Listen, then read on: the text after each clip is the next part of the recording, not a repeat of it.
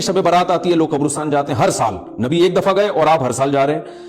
Number 2, जाते जत्थों की शक्ल में, नबी तो चुपके से गए हैं, तो आप रात को 2-2:30 बजे जरा चुपके से उठें और तन्हाई में जब कब्रिस्तान में वहशत हो और अंधेरा हो और वहां कब्रिस्तान जाएं, इतना दम है आप में, तो हम कहेंगे भाई आपने नबी की सुन्नत को जिंदा किया है। लेकिन आप तो जत्थों की शक्ल में जा रहे हैं, नहा धो के जा रहे हैं, खुशबू लगा के जा रहे हैं, तैयार होके जा रहे हैं, और जो कुछ वहां खुराफात हो रही है कब्रिस्तान में वो तो सारी दुनिया को मालूम है। मेले ठेले लगे हुए, वहां पे गोले गंडे बिक रहे हैं, बर्गर बिक रहे हैं, गोलगप्पे बिक रहे हैं वहां पे, और फूल अलग बिक रहे हैं, हार फूल कब्रों पे चढ़ाने के लिए। क्या बदमाशी है ये, क्या मुंह दिखाएंगे रसूलुल्लाह सल्लल्लाहु अलैहि वसल्लम को क़यामत के दिन। 15 शाबान की जो रात है और 15 शाबान का रोज़ा, इसके हवाले से बहुत ज़्यादा लोग सवाल पूछ रहे हैं, तो मैंने इरादा किया मैं एक क्लिप रिकॉर्ड करवा दूं। इसमें जो भी मेरी टूटी फूटी तहकीक है, जो मैंने अहादीस देखी इस बारे में और जो उलमा के अक़वाल देखे और जितना मैं इसकी रिसर्च कर सका हूँ, उसका एक ख़ुलासा आपके सामने रख दूँ। अगर मैं वो तमाम अहादीस आपको पढ़ पढ़ के सुनाऊँ, फिर एक एक की सनद पढ़ूँ, फिर एक एक की सनद पे बहस करूँ, तो वो बात बहुत हो जाएगी लंबी और क्लिप बहुत तवील हो जाएगा। तो एक खुलासे के तौर पर पूरी जो एक तहकीक है वो मैं आपके सामने रखना चाहता हूँ। तो 15 शाबान की जो रात है, जिसको शब बारात कहा जाता है, इसका नाम शब बारात किसी भी हदीस से साबित नहीं है, इसलिए अरब इसको अक्सर लैलतुन निस्फ मिन शाबान कहते हैं कि शाबान के जो निस्फ है उसकी रात। खैर, इसका नाम शब बारात हो, अगर इस वजह से बारात के इसमें अल्लाह ताला कहा जाता है कि जहन्नम से बरी कर देते हैं, तो इस वजह से किसी ने नाम दे दिया हो तो एक अलग बात है। लेकिन इस रात में होता क्या क्या है, लोग क्या क्या कर रहे हैं, उसकी क्या शरई हैसियत है, तो मैं नंबर वार इंशाल्लाह इसको तफसील से बयान करूंगा।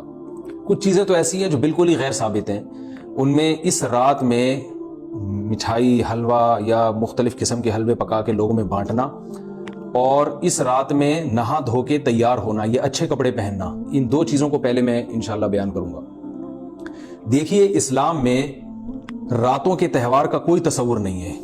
इस्लाम में जितने भी त्यौहार हैं वो दिन की रोशनी में हैं। ईद उल फितर, ईद उल अज़हा, ये हमारे 2 त्यौहार हैं जो जिसमें हम सेलिब्रेट करते हैं एक दूसरे को, ये दिन की रोशनी में हमें बताए गए हैं। गैर मुस्लिमों के त्यौहार रात को होते हैं, जैसे ईसाइयों के त्यौहार क्रिसमस आप देखें रात को होता है। तो उसकी वजह यह है कि इस्लाम ने दिन की रोशनी में त्यौहार रखे हैं। बहुत सारी हिकमतें इसमें हो सकती हैं, पूरी हिकमतें तो हम नहीं जानते, लेकिन कुछ सरसरी गौर से कुछ हिकमतें हमारे सामने आती हैं कि रात का वक्त ऐसी चीज है जो अल्लाह ने इबादत के लिए बनाया या आराम करने के लिए, सोने के लिए बनाया। रात में अगर आप सेलिब्रेट करेंगे किसी भी अमल, यानी कोई खुशी मनाएंगे, तो उसमें इंसान की गुनाहों की तरफ तवज्जो ज्यादा जाती है। जैसे आप देखें क्रिसमस में शराबें पी जाती हैं, और जो भी गैर मुस्लिमों के त्यौहार हैं उसमें भी चिरागा होता है रात के वक्त। तो जबकि हमारे यहाँ जो ईद उल फितर है वो दिन की रोशनी में हम नमाज पढ़ के उसकी इब्तिदा करते हैं। तो आप कह सकते हैं कि शब बारात को कोई त्यौहार तो नहीं मानता। तो देखें, त्यौहार जबान से मानना जरूरी नहीं है। आप अपने अमल से जब कोई ऐसा काम करते हैं जो त्योहारों में किया जाता है, तो इसका मतलब ये हुआ कि आप उसको त्यौहार मान रहे हैं, यानी आप उसको एक खुशी का दिन मान रहे हैं। तो नहाना धोना या खाने पका पका के लोगों में तकसीम करना या खुद खाना, और खासतौर पे हलवा यानी मीठा, ये चीजें त्यौहारों के मौके पर होती हैं। जैसे हम ईद उल फितर वाले दिन सुबह सवैयाँ बनाते हैं, मीठा बनाते हैं, खाते हैं, लोगों को खिलाते हैं, नहाते हैं, अच्छे कपड़े पहनते हैं। जुमे वाले दिन भी, जुमे में भी ईद का उनसर है, हदीस में उसको भी ईद करार दिया, उस दिन भी हम नहा धो के कपड़े पहनते हैं। तो जो लोग 15 शाबान की रात को नहाते धोते हैं, स्पेशली इस रात को कि भाई आज कोई त्यौहार है या आज कोई खुशी का दिन है, और मिठाइयाँ खाते हैं या हलवे पकाते हैं, तो वो जबान से इसको त्यौहार ना भी कहें, अपने अमल से ये बताते हैं कि त्यौहार है, जबकि ये त्यौहार नहीं है। इस्लाम में कोई इसकी एक ज़ईफ रिवायत भी नहीं है कि आप सल्लल्लाहु अलैहि वसल्लम ने, मेरे इल्म में नहीं है कम से कम, हो सकता है कोई मौजू मनगढ़ंत रिवायत मौजूद हो जिसमें कोई कहीं भी नहीं है कि आप सल्लल्लाहु अलैहि वसल्लम ने इस रात को हमें नहाने का हुक्म दिया हो, या अच्छे कपड़े पहनने का हुक्म दिया हो, या खाने पीने का या हलवे खिलाने का, हमें हलवे मांडे का हमें हुक्म दिया हो। तो अल्लाह का वास्ता, ये बिदअत है, इसको ख़त्म करें अपने माशरे से।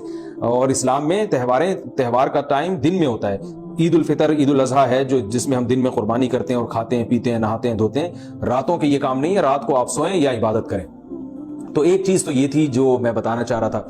दूसरी चीज, इस रात को कब्रिस्तान जाना। देखिए, इस बारे में हदीस पेश की जाती है, मशहूर हदीस है, लोग सुनते रहते हैं कि नबी सल्लल्लाहु अलैहि वसल्लम रात को उठे और अम्मी आयशा रज़ी अल्लाह ताला अन्हा भी आपके पीछे चली गईं, और आप सल्लल्लाहु अलैहि वसल्लम जन्नतुल बकी में मग़फ़िरत की दुआ मांग के तशरीफ़ ले आए वापस। तो ये हदीस इंतहाई दर्जे की ज़ईफ़ हदीस है, और एक तो ज़ईफ़ हदीस है, दूसरी बात ये कि अगर हम थोड़ी देर के लिए फ़र्ज़ कर लें ये सही हदीस है, और हम कहते हैं कि भाई नबी सल्लल्लाहु अलैहि वसल्लम ने ये अमल किया है, तो صحابہ میں سے کسی سے ضعیف حدیث سے بھی ثابت نہیں ہے کہ کوئی اس رات قبرستان گئے ہوں. حضرت ابو بکر کے بارے میں کوئی روایت نہیں ملتی کہ اس رات قبرستان گئے ہوں. حضرت عمر کے بارے میں کوئی روایت نہیں ملتی, یہ کسی ایک صحابی کے بارے میں نہیں. تو آپ مجھے بتائیں کہ یہ کیسی سنت ہے کہ جو صحابہ کی سمجھ میں نہیں آئی اور ہماری سمجھ میں آ گئی ہے. تو مشرکین مکہ یہ کہا کرتے تھے لو کان خیرن ما سبقونا الیہ, قرآن مجید کی آیت ہے کہ اگر یہ اسلام میں کوئی خیر ہوتی تو یہ صحابہ ہم سے پہل نہ کرتے. یہ صحابہ نے ہم سے پہل کیا ہے, اس کا مطلب ہے یہ اسلام خیر کا کام نہیں ہے. تو مشرکین کو صحابہ سے چونکہ نفرت تھی اس لیے کہتے تھے کہ یہ چونکہ اسلام کو فالو کر رہے ہیں تو یہ اس کی علامت ہے کہ اسلام خیر نہیں ہے, کیونکہ خیر میں تو ہم صحابہ سے آگے ہوتے ہیں. اپنے بارے میں ان کا یہ اس خوش فہمی میں مبتلا تھے وہ. لیکن ہماری رائے کیا ہے, ہم یہ کہتے ہیں کہ لو کان خیرن لسبقونا الیہ. وہ کہتے تھے لا سبقونا, ہم کہتے ہیں لسبقونا, کہ اگر کوئی بھی خیر کا کام ہے تو صحابہ ہم سے ضرور اس میں پہل کریں گے. یہ ہو نہیں سکتا کہ خیر کا کام وہ ہم کریں اور صحابہ نے نہ کیا ہو. تو اسی طرح میں یہ عرض کرتا ہوں کہ دیکھیں اگر قبرستان جانا اس رات میں سنت عمل ہوتا تو صحابہ یقیناً جایا کرتے. کوئی ایک صحابی تو گیا ہو, یہ کیسی بات ہے جو صحابہ کی سمجھ میں نہیں آئی اور ہماری سمجھ میں آ رہی اور ہم قبرستان جا رہے ہیں اس رات کو. چلیں اگلا اسٹیپ تھوڑی دیر کے لیے فرض کر لیتے ہیں کہ نبی صلی اللہ علیہ وسلم جو ایک رات قبرستان گئے, فرض کر لیں وہ حدیث بھی صحیح ہے. یہ بھی فرض کر لیں کہ صحابہ اگرچہ نہیں گئے مگر ہم صحابہ سے بھی زیادہ آگے نکلنے کی کوشش کرتے ہیں اور صحابہ کو سمجھ میں نہیں آیا, ہمیں سمجھ میں آ گیا. تو چلیں فرض کر لیں تھوڑی دیر کے لیے کہ اس رات کو جانا ہم سنت مان لیتے ہیں, آپ کے دلائل ہم مان لیتے ہیں اور صحابہ کی سمجھ میں نہیں آئے لیکن ہماری سمجھ میں زیادہ آ رہا ہے. ہم فرض کر لیتے ہیں, مان لیتے ہیں کہ اس رات قبرستان جانا سنت ہے. تو آپ مجھے بتائیں نبی نے جو عمل جس طرح سے کیا ہو اس طرح سے سنت ہوگا یا آپ اپنی طرف سے, جس کو ہم پشتوں میں کہتے ہیں اخپل طریقے سے کرنا سنت ہے. نبی نے فجر کی 2 رکعتیں پڑھی ہیں اور ہر رکعت میں 2 سجدے کیے ہیں. آپ اگر فجر کی 3 رکعتیں پڑھیں گے تو کیا نماز ہو جائے گی آپ کی؟ اب آپ دلیل میں یہ کہیں کہ نبی نے فجر کی نماز پڑھی ہے تو مجھ پر بھی لازم ہے. تو بھائی نبی نے پڑھی ہے تو جیسے نبی کے پڑھنے سے آپ پر پڑھنا لازم ہو گیا تو جس طرح سے پڑھی ہے اسی طرح پڑھنا لازم ہوگا, اخپل طریقے سے پڑھنا لازم نہیں ہوگا. تو اسی طرح یاد رکھیں, فرض کر لیں کہ نبی قبرستان گئے ہیں اور یہ قبرستان جانا سنت ہے, تو نبی کس طرح گئے ہیں اور کتنی دفعہ گئے ہیں؟ نبی رات کو چپکے سے اٹھ کے گئے ہیں, کوئی کسی کو آپ نے جمع نہیں کیا, کسی کو بتایا تک نہیں, جو اس حدیث سے پتا چل رہا ہے ہمیں, اگرچہ یہ ضعیف حدیث ہے لیکن فرض کر لیں یہ صحیح ہے. تو کہیں پتہ بھی نہیں چل رہا, چپکے سے قبرستان گئے اور چپکے سے واپس آئے اور پوری زندگی میں ایک دفعہ گئے. جبکہ ہمارے ہاں ہر سال قبرستان میں لوگ جا رہے ہیں, جب بھی شب برات آتی ہے لوگ قبرستان جاتے ہیں ہر سال. نبی ایک دفعہ گئے اور آپ ہر سال جا رہے ہیں. نمبر 2, جاتے جتھوں کی شکل میں, نبی تو چپکے سے گئے ہیں. تو آپ رات کو 2-2:30 بجے ذرا چپکے سے اٹھیں اور تنہائی میں جب قبرستان میں وحشت ہو اور اندھیرا ہو اور وہاں قبرستان جائیں, اتنا دم ہے آپ میں, تو ہم کہیں گے بھائی آپ نے نبی کی سنت کو زندہ کیا ہے. لیکن آپ تو جتھوں کی شکل میں جا رہے ہیں, نہا دھو کے جا رہے ہیں, خوشبو لگا کے جا رہے ہیں, تیار ہو کے جا رہے ہیں, اور جو کچھ وہاں خرافات ہو رہی ہیں قبرستان میں وہ تو ساری دنیا کو معلوم ہے. میلے ٹھیلے لگے ہوئے وہاں پہ, گولے گنڈے بک رہے ہیں, برگر بک رہے ہیں, گول گپے بک رہے ہیں وہاں پہ, اور پھول الگ بک رہے ہیں, ہار پھول قبروں پہ چڑھانے کے لیے. کیا بدماشی ہے یہ, کیا منہ دکھائیں گے رسول اللہ صلی اللہ علیہ وسلم کو قیامت کے دن؟ آپ کے سامنے کیا وہ حدیث نہیں ہے کہ نبی صلی اللہ علیہ وسلم نے فرمایا کہ روایت میں آتا ہے کہ کچھ لوگ قرب میدان حشر میں آئیں گے تو ان کے چہرے ایسے ہوں گے جیسے میری امت کے چہرے ہوتے ہیں, میری امت کی شکل ہوتی ہے. حدیث کا مفہوم میں بیان کر رہا ہوں. تو جب وہ حوض کوثر کا پانی پینے کے لیے میرے پاس آئیں گے تو فرشتے ان کو بھگائیں گے, سحقن سحقن. تو آپ صلی اللہ علیہ وسلم پوچھیں گے یہ تو میری امت ہے, آپ تو فرشتے کیا کہیں گے کہ یہ آپ کی وہ امت ہے جنہوں نے آپ کے دنیا سے جانے کے بعد دین میں ایسی چیزیں ایجاد کر لی تھی جن کا آپ نے حکم نہیں دیا. تو آپ کیا فرمائیں گے؟ سحقن سحقن, دور کرو ان سے. تو ایسا نہ ہو کہ ہم قیامت کے دن رسول اللہ صلی اللہ علیہ وسلم کی شفاعت سے محروم ہو جائیں. تو اللہ کا واسطہ قبرستان مت جائیں اس رات, گھر میں بیٹھیں آرام سے, یہیں بیٹھ کے میت کے لیے مغفرت کی دعا کریں. اور اگر آپ سمجھتے ہیں نہیں یہ حدیث بالکل صحیح ہے اور جانا لازمی ہے تو پھر تنہائی میں جائیں, ایسے قبرستان کا انتخاب کریں جہاں آپ کے علاوہ کوئی بھی نہ ہو, اور پھر چپکے سے جائیں اور پتلی گلی سے واپس آ جائیں آپ. اگرچہ ہم تو اس کو بھی نہیں مانتے لیکن اگر کرنا ہے تو پھر اس طریقے سے عمل کریں اگر آپ حدیث کو فالو کرنا چاہتے ہیں آپ اپنے خیال کے مطابق. تو یہ 2 باتیں ہو گئی. ایک تیسری چیز کیا ہے, کیا قرآن اس رات میں نازل ہوا ہے اور تقدیر کے فیصلے اس رات میں ہوتے ہیں؟ دیکھیے قرآن میں 2 جگہ اللہ نے اس مضمون کو بہت وضاحت سے بیان کیا. ایک سورہ دخان میں انا انزلناہ فی لیلۃ مبارکہ, کہ ہم نے اس کو مبارک رات میں نازل کیا, اور اللہ نے فرمایا فیہا یفرق کل امر حکیم, اس میں حکمت والے فیصلے ہوتے ہیں اس رات میں.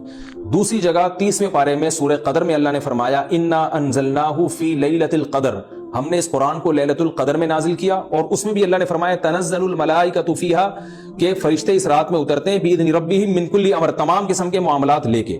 تو یہاں بھی اللہ بتا رہے ہیں کہ جو 1 سال کے فیصلے جس رات میں ہوتے ہیں اور فرشتوں کے حوالے کیے جاتے ہیں وہ رات اور قرآن کے نازل ہونے والی رات ایک ہی ہے, یہ الگ الگ راتیں نہیں ہیں. اور سورہ قدر میں اللہ نے فرما دیا واضح لفظوں میں کہ وہ لیلۃ القدر کی رات ہے.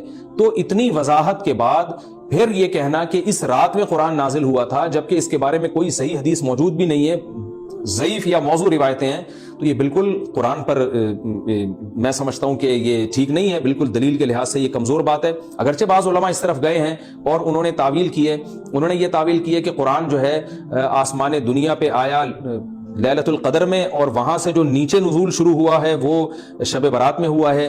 لیکن یہ تعویل عقل سے بعید ہے اور اس تعویل کی ہمیں ضرورت بھی نہیں ہے. 2 صحیح حدیثیں ٹکرا رہی ہوں یا قرآن کی آیت کسی ایسی متواتر حدیث سے ٹکرا رہی ہو تو پھر تو وہاں ہمیں تطبیق دینے کی ضرورت پیش آتی ہے, جب قرآن کے مقابلے میں کوئی حدیث ہی نہیں ہے, صحیح حدیث بھی نہیں ہے. حالانکہ قرآن کے مقابلے میں تو فقہا کہتے ہیں کہ اگر صحیح حدیث بھی ہو, متواتر نہ ہو, صحیح حدیث بھی ہو تو وہ بھی ظنی ہوتی ہے, تو اس حدیث کو رد کیا جائے گا, قرآن میں تعویل نہیں کی جائے گی. لیکن یہاں تو صحیح حدیث بھی نہیں ہے, یہاں تو ایک ضعیف روایت ہے اور ضعیف اقوال ہیں, آپ اس کو کیسے قرآن کے مقابلے میں لا سکتے ہیں؟ تو جو بالکل بے غبار بات ہے وہ یہی ہے کہ اللہ تعالیٰ نے قرآن مجید کو لیلۃ القدر میں نازل کیا جو رمضان کے آخری عشرے میں ہوتی ہے, اور اسی لیلۃ القدر میں فیصلے بھی ہوتے ہیں. اور بعض لوگ کہتے ہیں اس میں حرج کیا ہے کہ ہم 15 شعبان کو بھی فرض کر لیں, اس میں قرآن نازل ہوا اور لیلۃ القدر میں بھی. بھائی اس سے لیلۃ القدر کی ویلیو کم ہوتی ہے. اللہ تو لیلۃ القدر کی ویلیو بڑھا رہے ہیں کہ یہ ایسی رات ہے جس میں 1 سال کے فیصلے بھی کر دیے جاتے ہیں اور اس میں قرآن مجید کا نزول بھی شروع ہوا. تو جس رات کو اللہ نے جو پروٹوکول دیا ہے وہی پروٹوکول اس کو دینا چاہیے, آپ اس کو کسی اور رات کو نہ دیں وہ پروٹوکول. تو یہ تیسرا مسئلہ ہوا. پہلا مسئلہ حلوے مانڈے کا اور نہانے دھونے کا, وہ بھی غلط ہے. دوسرا مسئلہ قبرستان جانے کا, وہ بھی ٹھیک نہیں ہے. تیسرا مسئلہ کہ اس رات میں قرآن نازل ہوا اور فیصلے ہوتے ہیں, یہ تیسری بات بھی غلط ہے. نہ تو اس رات میں قرآن نازل ہوا اور نہ اس رات میں فیصلے ہوتے ہیں. چوتھی چیز کہ کیا اس رات کی میں عبادت کی کوئی فضیلت ہے سرے سے یا نہیں ہے, یہ ایک علمی مسئلہ ہے. تو اس بارے میں خوب اچھی طرح سمجھ لیں کہ اس بارے میں جتنی بھی احادیث ہیں جو اس رات کی فضیلت کے بارے میں, کہ بنو کلب کی بکریوں کے برابر مغفرت ہوتی ہے اور بکریوں کے بالوں کے برابر, اور یا جو بھی اس بارے میں روایات ہیں کہ سب کی بخشش ہو جاتی ہے سوائے اس شخص کے جو کسی کے دل میں کینہ رکھتا ہے, تو یہ جتنی اس رات کی فضیلت میں احادیث ہیں, تو ایک بات تو خوب اچھی طرح سمجھ لیں, اس پر تمام محدثین کا, جہاں تک میں نے دیکھا ہے, تمام محدثین کا اتفاق ہے کہ اس کی فضیلت میں صحیح حدیث ایک بھی نہیں ہے. اس رات کی فضیلت میں ایک بھی صحیح حدیث موجود نہیں ہے. لیکن ضعیف روایتیں اتنی کثرت سے ہیں کہ ایک الگ محدثین کا اصول ہے کہ جب ضعیف روایتیں کی سندیں زیادہ ہو جائیں تو وہ حسن بن جاتی ہے, یعنی قابل قبول ہو جاتی ہے وہ, کیونکہ بہت ساری کمزور چیزیں مل کے اس میں کچھ قوت پیدا کر دیتی ہیں. تو اب جن علماء نے احادیث کے ضعف کی طرف دیکھا کہ ایک بھی صحیح روایت نہیں ہے, انہوں نے اس رات کا بالکل انکار کر دیا کہ اس رات کی سرے سے کوئی فضیلت نہیں ہے. لیکن جن علماء نے اصول حدیث کی طرف دیکھا اور فقہ کے ایک اصول کی طرف دیکھا کہ کثرت روایات درجہ حسن تک پہنچ جاتی ہیں, ضعیف روایات, تو انہوں نے کہا کہ بالکل اس رات کی فضیلت کا انکار ہی سرے سے کر دینا یہ غلط ہے. تو جمہور اس طرف گئے ہیں کہ اس رات کی فضیلت کا بالکل انکار کر دینا یا اس کی عبادت کی فضیلت کا بالکل انکار کر دینا یہ ٹھیک نہیں ہے. لیکن کچھ علماء, وہ بھی بڑے محقق علماء ہیں, وہ اس طرف گئے ہیں کہ اس رات کی سرے سے کوئی فضیلت اسلام میں ہے ہی نہیں. اب میں دونوں طرف کے علماء کا کچھ تھوڑا سا تجزیہ پیش کرتا ہوں. تو جو علماء یہ کہتے ہیں کہ اس رات کی فضیلت ہے اور فضیلت میں کثرت سے روایات ہیں اور اس میں بڑے بڑے علماء داخل ہیں, امام شافعی رحمہ اللہ تعالی جیسے مجتہد بھی ہیں جو اس رات کی فضیلت کے قائل ہیں. باقی ائمہ سے مجھے جو ہے نا امام ابو حنیفہ سے کچھ نہیں ملا اس رات کی فضیلت کے بارے میں, اور امام احمد ابن حنبل سے بھی مختلف روایات ملی ہیں, اس لیے میں جزم سے کسی اور امام کے بارے میں نہیں کہہ سکتا. لیکن امام شافعی سے بہرحال اس کی فضیلت صراحتاً منقول ہے, اگرچہ انہوں نے بھی اعتراف کیا ہے کہ اس کی روایات کے بارے میں جتنی اس بارے میں روایات ہیں وہ ضعیف ہیں. لیکن وہی ایک اصول ہے کہ جب ضعیف روایات بہت کثرت سے ہوتی ہیں تو درجہ حسن تک پہنچ جاتی ہیں. تو اس اصول کے تحت جمہور اس کے قائل ہیں کہ اس رات میں عبادت اگر ہم کرتے ہیں تو دوسری راتوں کی نسبت ہمیں ثواب زیادہ ملتا ہے. لیکن جو بعض دوسرے علماء جو بالکل ہی اس رات کی فضیلت کے منکر ہیں, ان کے دلائل میں یہ ہے کہ یہ بات اگرچہ درست ہے کہ اگر ضعیف روایات کثرت سے ہوں تو وہ درجہ حسن تک پہنچ جاتی ہیں, لیکن وہ کہتے ہیں کہ کچھ قرائن ایسے ہیں جن قرائن سے پتہ چلتا ہے کہ جو ہے ان قرائن کو اگر سامنے رکھا جائے تو وہ ان کی رائے یہ ہے کہ پھر ان کا خیال یہ ہے کہ ان کا رجحان اس طرف ہے کہ اس رات کی سرے سے کوئی فضیلت نہیں ہے۔ ان قرائن میں ایک چیز یہ بھی ہے کہ اس کے بارے میں جو روایات ہیں ان میں بہت زیادہ ثواب کی بشارت سنائی گئی ہے۔